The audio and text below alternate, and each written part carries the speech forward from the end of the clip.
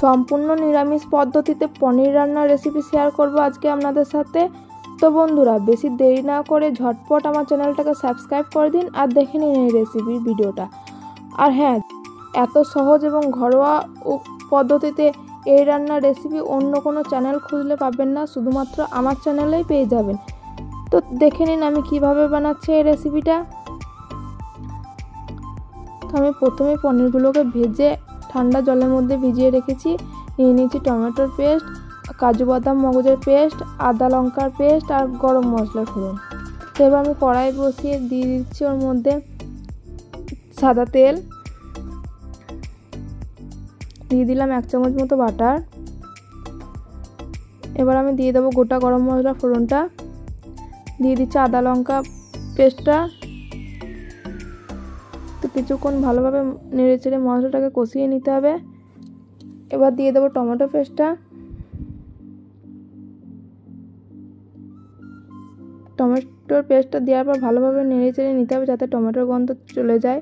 এবার দিয়ে দেবো একটু হলুদ গুঁড়ো, সামান্য পরিমাণে ধনে গুঁড়ো, অল্পখানিক জিরে গুঁড়ো, একটুখানি কাশ্মীরি লঙ্কা গুঁড়ো। এবার দিয়ে দিচ্ছি কাজু বাদাম আর মগজের পেস্টটা, দিয়ে দিলাম টক দই। এবার দিয়ে দেবো স্বাদ মতো চিনি ও স্বাদ মতো লবণ। আমি রান্নাটায় জল দিয়েছি মশলা কষানোর পর, ওই ভিডিওটা আমি নিতে ভুলে গেছি। আপনারা অবশ্যই মশলা কষানোর পর জল দিয়ে দেবেন। তো আমার ঝোলটা এখানে ফুটছে। যখনই দেখবেন ঝোলটা থেকে তেল ছাড়ছে, তখনই এক এক করে পনিরগুলো ছাড়বেন, তাহলে টেস্টটা বাড়বে। তো আমি সব পনিরগুলো দিয়ে দিচ্ছি এক এক করে।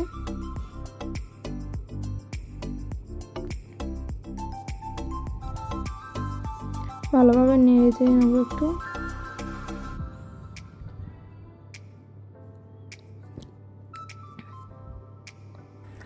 এবার কিছুক্ষণের জন্য ঢাকা দিয়ে রেখে দেবো।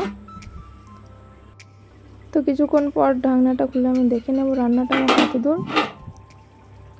তো এবার একটুখানি কাসুরি মেথি দিয়ে দেবো।